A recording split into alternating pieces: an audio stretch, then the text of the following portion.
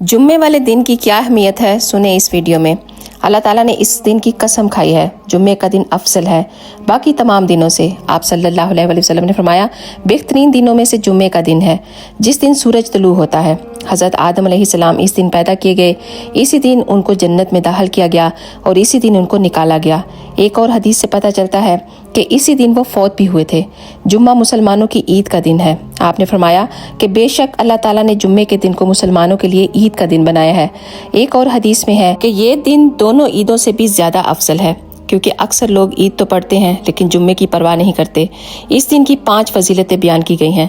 पहली, हज़रत आदम अलैहिस्सलाम को इस दिन पैदा किया गया, इसी दिन ज़मीन पर उतारा गया, इसी दिन वो फौत किया और इसी दिन में एक बड़ी ऐसी होती है कि जो भी दुआ की जाए अल्लाह ताला उसे कबूल करता है जब तक कि किसी हराम चीज़ का सवाल ना किया जाए, और इसी दिन क़यामत कायम होगी। ये इसके लिए भी स्पेशल है कि इस दिन इंसानियत का आगाज़ हुआ था। हर मुकर्रर फरिश्ता, ज़मीन, आसमान, जानवर इस दिन से डरते रहते हैं, क्योंकि उनको लगता है कि कहीं क़यामत ना आ जाए। जैसा कि अल्लाह ताला कुरान में भी फरमाते हैं कि जब जुम्मे के दिन अजान की आवाज़ आए तो अल्लाह के जिक्र की तरफ लपको और खरीदो फरोख्त तर्क कर दो। अगर समझो तो ये तुम्हारे हक में बेहतर है। सुभान अल्लाह। अगर आपको ये वीडियो अच्छी लगी है तो एक दफ़ा शेयर करके ज़रूर जाइएगा। जज़ाकल्लाह खैर।